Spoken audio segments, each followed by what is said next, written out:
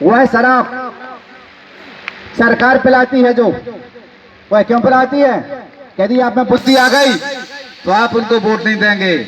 उनके बच्चे विदेश में पढ़ते हैं, आपके बच्चे यहाँ भी पढ़ने जाते हैं क्योंकि आप शराब पीते हैं। अगर बच्चे यहाँ पढ़ने जाते हैं शराब की लत में, आप कभी स्कूल देखने नहीं जाते वहां सब पढ़ा रहे कि नहीं। सब कुछ बना के रखा सरकार ने। यदि कोई शिक्षक नहीं पढ़ाता है तो आप स्कूल जा सकते हैं, उसकी शिकायत कर सकते हैं, लेकिन नहीं, हमें फुर्सत ही नहीं। हमारे बच्चे क्या कर रहे, हमारी बच्चियां क्या कर रही, हमारे परिवार क्या हो रहा। आपको तो सब हुआ मंजन किया और आपको तो चाय के पहले शराब चाहिए।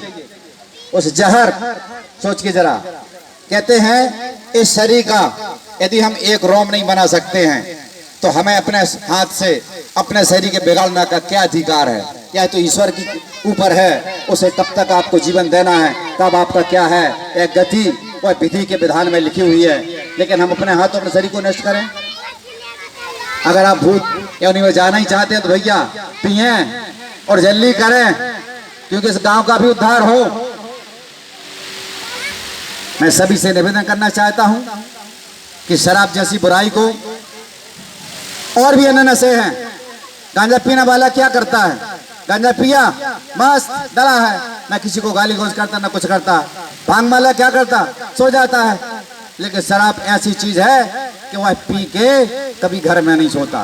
कुछ लोग होते हैं जो पढ़े लिखे लोग पीते हैं अपने लिए, लेकिन बाकी लोग दूसरों लोग की पीते हैं। उनने कहा भैया मिल जाती, फिर हम टोंटरे करना शुरू करते, किसी नाली में गिरते हैं। जब तक ध्यान रहा, इसको गाली दी उसको गाली दी। ये क्या सभ्यता है? ये हमारी भारतीय सभ्यता है, हमारी संस्कृति, हमारे गांव की परंपरा है।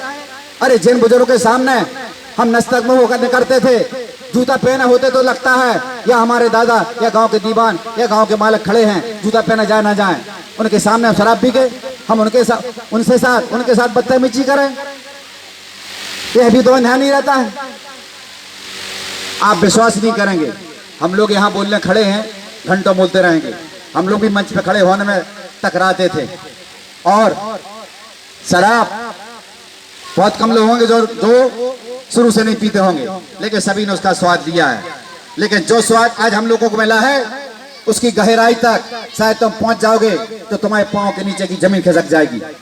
यह है पत्ती रूपी नशा, यह नशा ना करने का नशा जो हम लोग को चढ़ा है। इसके बदले में कोई हम लोगों को करोड़ों करोड़ रुपया दे देवे तो ही पांव से ठोकर मारने के बराबर है। और जो है संगठन की बात करें, यह संगठन ना तो आपको बांधने आया है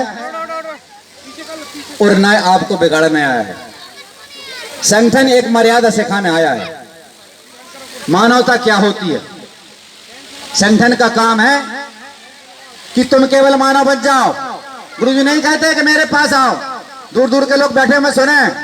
गुरुवर कभी नहीं कहते तुम मेरे पास आओ, मेरे चरणों में अपनी नाक रखो। गुरुवर कहते हैं मेरे यहाँ आकर ज्ञान ले जाओ और समाज में जाकर एक मानवता का पाठ पढ़ाओ, समाज में मानवता प्राप्त हो जाए, एक मानव बन जाओ। और जिसको आप मानते हो, जिसको पूजते हैं, उसकी पूजा करते रहें। अगर आप एक मानव बन गए तो निश्चित ही आप बड़े बड़े जो हमारे धर्माचार्य हैं उनसे आप ज्यादा पात्रता आपके अंदर हो जाएगी। आज देख रहे हैं आप, केवल धर्म और राजनीति रोजगार बना लिया। मैं विधायक बन जाऊं एक बार, देखते हैं आप विधायक हो, इस क्षेत्र के हमारे दमोह के 4 विधायक हैं, देख रहे हैं आप उनको क्या हो रहा। आज कहीं भी अगर 1 एकड़ आधा एकड़ जमीन बिकती है तो हमारे विधायक जी को आप बता दें, वह जमीन रातों रात खरीद ली जाती है। सबको पता है 10 साल पहले क्या था उनके पास। क्या सरकार इतना देती है? कितनी तनख्वाह होती है? 70,000 80,000 रुपए उनको महीना मिलता है, भत्ता अगर अलग मिलता है।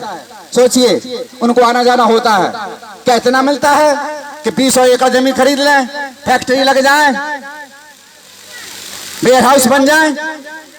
ये किसके हाथ से जा रहा है? तो आप क्या है? रोजगार है। अगर एक सरपंच 5 साल में 2 करोड़ रुपया कमा लेता है तो क्या है? आपकी सेवा कर रहा है, तो उसके लिए रोजगार के लिए सरपंच जी लड़ी। अरे आज तक तो हमारी पंचायतें, मैं वर्तमान के सरपंच की बात नहीं करता हूं, जब से पंचायत बनी है आज तक जो पंचायतें हैं चाहते तो सोने की पंचायतें बन जाती। इतना पैसा सरकार देती है, किसका पैसा देती है? हमारी पैसा तो देती है, हमारे बस टैक्स लगाती है। क्या सोचते तुम? शराब पीकर मजा करते हो? कितना टैक्स लगता है? पेट्रोल और शराब पे इस भारत का सबसे ज्यादा टैक्स लगता है। और मैं तो कहता हूं सरकारों से कि इतना टैक्स लगाए, इसमें इतना टैक्स लगाए कि पीने वाले 1 महीना ही पी पाए बस। ये जो 100 रुपए का पौवा मिलता है 1000 रुपए का एक पौवा मिलना चाहिए। बेचती रहे सरकार, ना करे बंद, लेकिन ऐसा इसको कर दे कि गरीब आदमी जो मजबूरी में मर रहा है, क्योंकि उसकी आदत डाल दी। बड़े आदमी पिलाते हो उसको, तो पियो तुम। मैं संगठन के लोग जब जुड़ के आते हैं हर गांव में, आज तक 75% लोग संगठन के हर गांव में हो जाते, लेकिन हम लोग मेहनत करके, रात दिन मेहनत करके उनको समझाते बुझाते हैं और आश्रम ले जाते हैं। और जब यहाँ आता है तो आपको क्या लगता है? भैया इनके पक्ष का हो गए, इसको खींचो कैसे न कैसे, इसको अपने तरफ करो, नहीं तो कल क्या होगा? इनका संगठन बड़ा हो जाएगा। अरे आज हम लोग उस मुकाम पर पहुंचे हैं कि तुम्हारे गांव का एक भी आदमी हमारे साथ ना आए, और हम लोग जहां 10 खड़े हो जाएंगे तुम 1-1000 हम लोग का सामना करके दिखाओ, जब जाना हम तुम्हें शराबियों को। और उन शराब वालों को ही बुलाया गया है। मैं तो कहता हूं कि मानवता तुम्हारे अंदर जग जाए और तुम यह निश्चित करके आओ क्या से हम शराब बेचेंगे नहीं तो उस पंचायत द्वारा ऐसा टैक्स लगाया जाएगा कि तुम्हारी रूप कांप जाएगी। मैं सभी बंधुओं से, खासकर युवा वर्गों से और इस गांव के बुजुर्गों से, क्योंकि किसी भी गांव की, किसी भी प्रदेश की और देश की नींव जो है वो हमारे युवाओं के ऊपर टिकी हुई है। इसलिए कहते हैं बुजुर्ग जो होते हैं वो हमारे मार्गदर्शक होते हैं।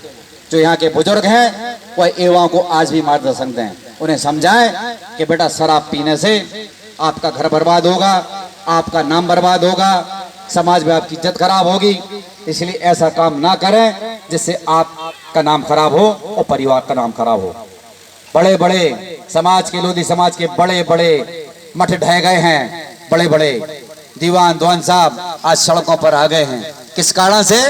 केवल शराब से, नशे से।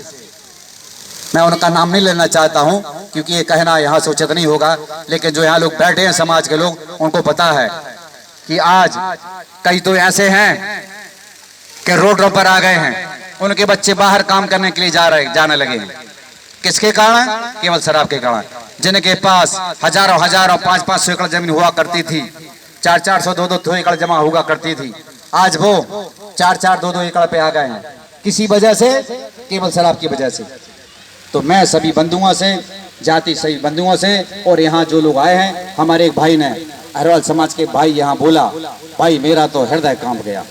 क्या उसके पास क्या ताकत है, क्या उसके पास आत्मा की ताकत है। उसने बोला, सोचिए कि इस गांव में कितने वीर सूरबीर नहीं होंगे, लेकिन वह भाई यहाँ से बोल गया, मैं जाने से पहले उससे मिलना जरूर चाहूंगा। उसने कहा कि भैया आप नियम बन रहे हैं, हाँ संकल्प ले सब लोग, जो शराब बेचेगा मैं दमों में रहता हूँ, लेकिन सबसे पहले मैं खड़ा हूँगा, मैं खड़ा हूँगा। तो ऐसे भाई से मैं कहना चाहता हूँ इस मंच के माध्यम से कि आपके गांव आपका साथ दें, इससे बड़ा सौभाग्य इस गांव का कुछ नहीं हो सकता है। लेकिन इसके बाद भी यदि आपके गांव ने कहीं कन्नी काट ली, कहीं वो उस मुकाम तक ना पहुंचे, तो चिंता मत करना। हमारे संगठन के जो पास के लोग हों, गुरु भाई, उनका किसी का 1-2 का नंबर ले लेना। और यदि आप आधी रात में अगर तुम अकेले खड़े हो गए